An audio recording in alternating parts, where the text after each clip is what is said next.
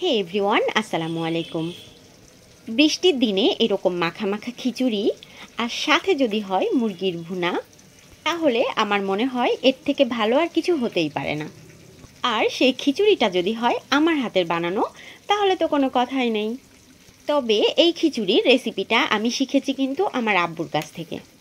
আগে আব্বু রান্না করলেও আমি যখন থেকে শিখে গেছি তখন থেকে এই খিচুড়িটা কিন্তু আমিই রান্না করি। কথা না বাড়িয়ে চলে যাচ্ছি মেন প্রসেসে। খিচুড়ি বানানোর জন্যে প্রথমেই এখানে লাগবে আমার বিভিন্ন ধরনের ডাল। ফার্স্টে আমি এখানে 1 কাপ পরিমাণ মুগ ডাল ভেজে নিচ্ছি।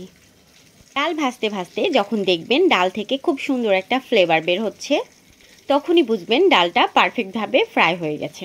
এই খিচুড়ি বানালে আমাকে একটু বেশি করে বানিয়ে নিতে হয়, তাই চুলায় বসিয়ে দিলাম বড় একটা পাতিল। প্রায় 200 গ্রামের মতো দিয়ে দিলাম সয়াবিন তেল। তেল হালকা গরম করে দিয়ে দিচ্ছি 1 বাটি পরিমাণ কুচি করে কাটা পেঁয়াজ, আর দিয়ে দিলাম প্রায় 8 থেকে 10টা কাঁচামরিচ, 2-3টা তেজপাতা একটু চিড়ে দিয়ে দিলাম, 2-3টা দারুচিনি, প্রায় 4-5টা মতো লং আর এলাচ, আর দিয়ে দিলাম একটা বড় এলাচ। এখন ততক্ষণ পর্যন্ত নাড়াচাড়া করব যতক্ষণ পর্যন্ত না পেঁয়াজের কালারটা হালকা চেঞ্জ হয়ে আসে। এখন তেলের মধ্যে দিয়ে দিচ্ছি 2 টেবিল চামচ আদা বাটা, 2 চামচ রসুন বাটা, আর হাফ চামচ মতো জিরে বাটা। সব কিছুকে খুব ভালোভাবে ভুনে নিচ্ছি। এখন 1 বাটি পরিমাণ পানি দিয়ে আরও একটু কষিয়ে নিব, পরে আদা রসুনের যে কাঁচা গন্ধটা আছে সেটা চলে যাবে। এ পর্যায়ে অ্যাড করছি 2 টেবিল চামচ হলুদ গুঁড়া আর 1 চামচ মতো মরিচ গুঁড়া। হাফ চামচ করে দিয়ে দিলাম জিরে গুঁড়ো আর ধনে গুঁড়ো। একটু নেড়ে চেড়ে সব কিছুকে আবারও তেলের সাথে ভালোভাবে ভুনে নিব। এখন এখানে দিয়ে দিচ্ছি প্রায় 3 টেবিল চামচ মতো লবণ। এ পর্যায়ে আমার মশলাটা কষানো হয়ে গেছে। এখানে আমি কিছু ভেজিটেবল নিয়ে নিয়েছি।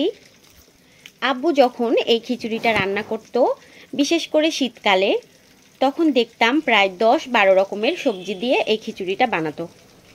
বাট এখন তো শীতকাল না, তাই আমার হাতের কাছে যা পাইছি তাই ছোট ছোট করে কেটে নিয়েছি। এখানে আমি নিয়ে নিয়েছি অল্প একটু পরিমাণ লাউ, 2-3টা গাজর, অল্প একটু মিষ্টি কুমড়া আর পেঁপে। সব কিছু কেটে ভালোভাবে ধুয়ে পানি ঝরানোর জন্য রেখে দিয়েছিলাম। সবজিগুলো দিয়ে মশলার সাথে খুব ভালোভাবে কষিয়ে নিতে হবে। এখানে আমি 3 কাপ ডাল আর 5 কাপ চাল নিয়েছি। মুগ ডালটা তো আমি আগেই ভেজে নিয়েছি। বুটের ডালটা চেষ্টা করবেন আগেই পানিতে ভিজিয়ে রাখার, তাহলে খুব ভালোভাবে সেদ্ধ হয়ে যাবে। আমি চাল আর ডাল মিক্স করে ভালোভাবে ধুয়ে পানি ঝরিয়ে নিয়েছি। এদিকে আমার সবজিগুলো কষানো হয়ে গেছে। এখন ডাল দিয়ে দিচ্ছি। চুলার আঁচ মিডিয়ামে রেখে অনবরত নেড়ে চেড়ে দিতে হবে, তাহলে কিন্তু নিচে লেগে যেতে পারে। এ পর্যায়ে সব কিছু খুব ভালোভাবে কষানো হয়ে গেছে। এখন এখানে আমি দিয়ে দিব পানি।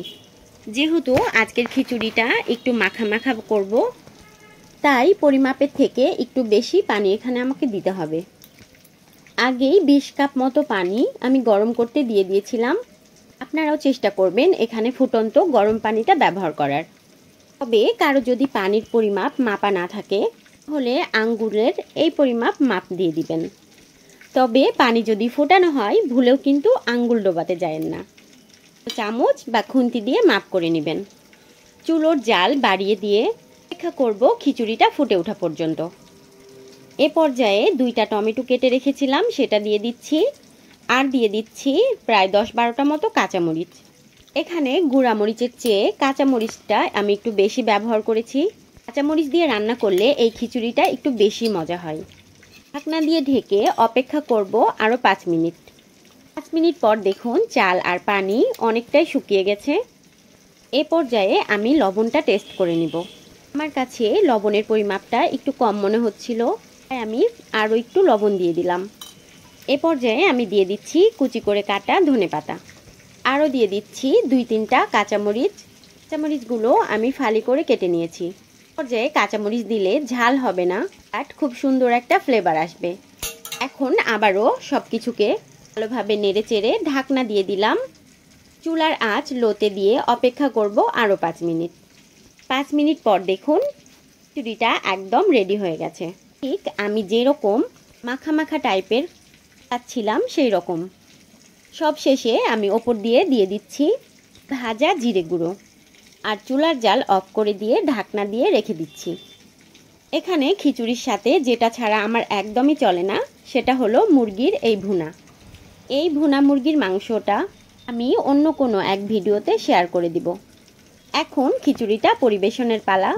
আমি এখানে এক্সট্রাভাবে খিচুড়ির সাথে পটল ভাজা করে নিয়েছিলাম, তার সাথে স্যালাড তো থাকছেই। বিশ্বাস করেন একদম এই রেসিপিটা ফলো করে একবার খিচুড়ি বানিয়ে দেখুন, বারবার খেতে ইচ্ছা করবে। আর বৃষ্টির দিন হলে তো কোনো কথাই নেই। রেসিপি ভালো লাগলে লাইক, কমেন্ট অ্যান্ড শেয়ার দিয়ে পাশেই থাকবেন। এরকম মজার মজার রেসিপি পেতে আমার চ্যানেলটা অবশ্যই সাবস্ক্রাইব করে দিবেন।